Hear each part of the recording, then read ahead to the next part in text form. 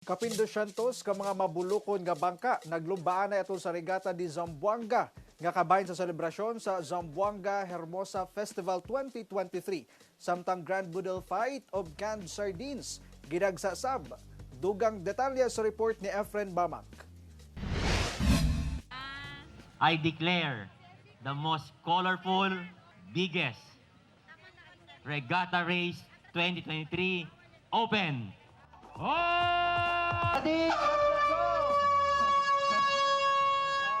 Nagpaunhanay ug nagpinaspasay sa pagbugsay ang 235 ka mga partisipante sa Vinta Race o ang Regata de Zamboanga nga gipahigayon sa karagatan sa Artelim Boulevard, Zamboanga City adlawng Domingo. Giagi una sa matag hits o preliminary round ang karera kung asa nasa 25 ka mga bangka ang naglumbaanay. Dinhi sa baybay sa dagat, gikidahanglan sa mga partisipante sa regata nga maglumbaanay padulong sa dagat, kaduwa kay gayon nga adunay 150 meters ang gilayon. Kinsa ang mauna sila mao ang makwalify alang sa final round. Busa ilabihan ang kalingaw sa mga mananaway. This is my first time kasi to come here sa Hermosa Festival.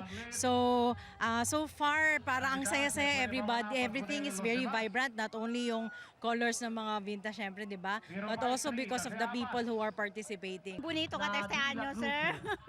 Very colorful.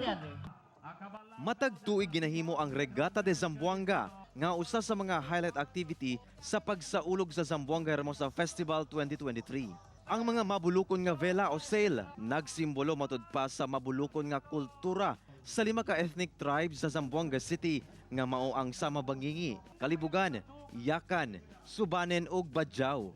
Vinta, que bien importante símbolo del ciudad de Zamboanga, del arquipélago de Sulu y del Mindanao, donde el su colores ya puede unir con el diatun historias y el diatun futuro, como un pueblo que ta composita el diferente tribus, diferente cultura y diferente credos. Nakadawat og 20,000 pesos nga premyo ang nahimong kampyon nga sila Faisal Baishaki ug Kaisal Alano nga puros mananagat. Swerte lang. Salamat kasi walang masyadong alon. Samtang gidagsasab sa mga Zamboangueño ug turista ang dungan nga pagkaon og sardinas nga gipahigayon sa Artelim Boulevard sa Zamboanga City.